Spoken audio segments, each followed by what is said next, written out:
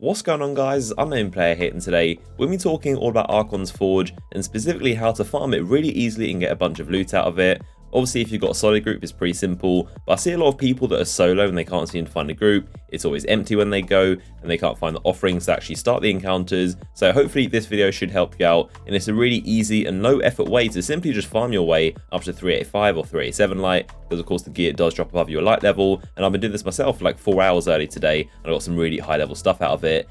So Archons Forge is quite a confusing activity. It's really inconsistent. A lot of the basic mechanics aren't really explained all that well, but it's definitely worth farming because, like I said, you get high level gear out of it, and also some of the really cool weapons like the but not forgotten sniper rifle or Saladin's Vigil Fusion, and all 4 of the Shiro bounties for this week also require Archons Forge. So if you want to try and get a Thorn or get that Vanguard rep, Archons Forge is obviously the key to that.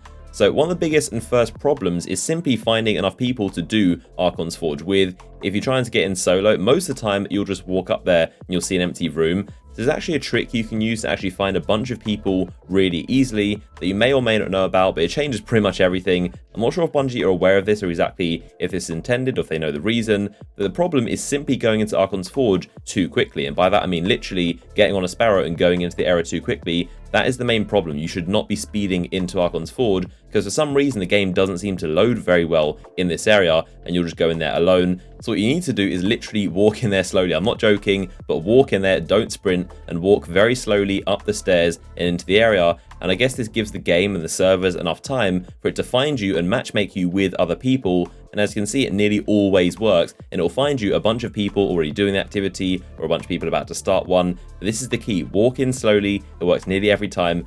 Now, if this doesn't work and you walk up and there's simply no one in the room, there is another method you can try as well, and simply go all the way through down towards where the last mission is, through that kind of Siva entrance into the caves. Now, what you want to do again is go through all the way to where the enemies spawn. You might want to kill them or just kind of wait there for a few seconds and give the servers enough time to load and kind of like figure out what they're doing. But you want to stay there for a little bit and then walk up again very slowly. And once you get to about this area where I'm at, just continue to walk slowly, and it will refresh the environment and hopefully give you another team of people that are all kind of doing Archons Forge together. They may be in the middle of an event, but this is basically a guaranteed way to be match made with other people doing Archons Forge, just either the front entrance or the back through the caves. Either way, walk in very slowly. Don't go speeding through in your Sparrow, because it'll be too quick and it will simply just put you in a room by yourself. Just go through slowly, and it will matchmake you automatically with people already doing Archons Forge. So most of the time when you find a group, you're pretty much set. You can just farm with them until they all decide to leave, and they'll be cycling through the actual encounters, and then you'll start to get offerings to drop for yourself. But if you want to try and find some of your own offerings, then of course there's a guaranteed way of completing the quarantine patrol missions, and that always guarantees in an offering when you kill the actual Spicer Priest. That is a recent thing they added. So remember, if you do want a guaranteed offering, then you can just complete a quarantine patrol mission. Just look for the Splicer logo on the actual mission beacon, and that'll get you one guaranteed.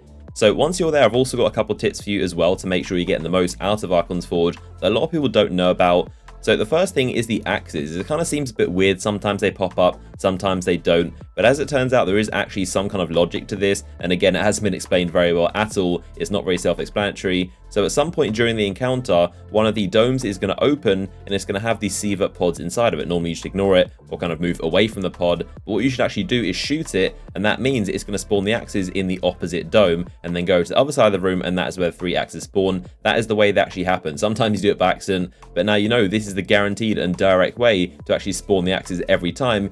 Now, of course, once you have those axes, they're a very good way to do a lot of damage. Probably not the best idea when it comes to the perfected bosses that have melee attacks. A lot of them do have melees, and it's not a good idea for those guys. But for pretty much all the encounters, these axes are really good. Of course, if you do the normal melee attack, it's going to charge up the ammo. And you want to make sure that the axe is always flaming, and that means it's doing the most possible damage. And if you are below that, then make sure you're swiping enemies and go for the yellow bar enemies and keep hitting them, because that's going to charge up the ammo.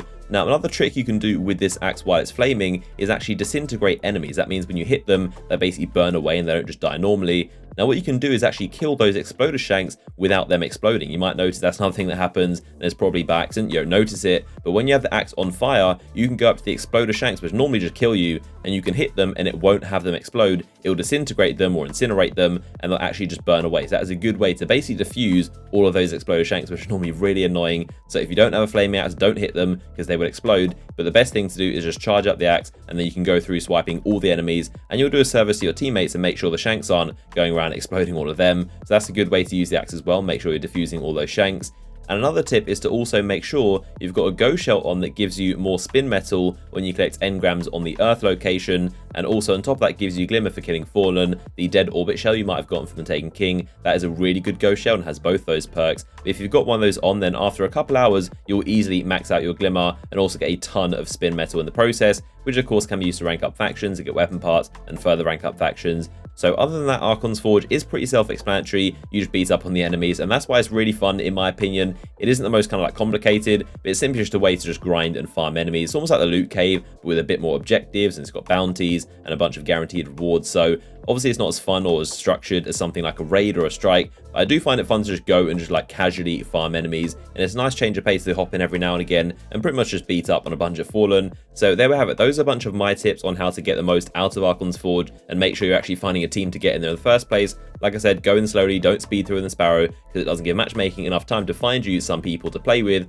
Make sure you go in slowly, and you'll pretty much every time get a bunch of people. You can just farm through, you can all use offerings, and that gets you more offerings. You basically have an infinite loop, like what I had earlier of just like 4 hours of non-stop grinding. So hopefully this video has helped you out. If it did, then drop a like rating, and also comment down below your thoughts of Archons Forge and how you're getting on as well. But I hope you guys enjoyed the video, and I'll see you guys in the next one.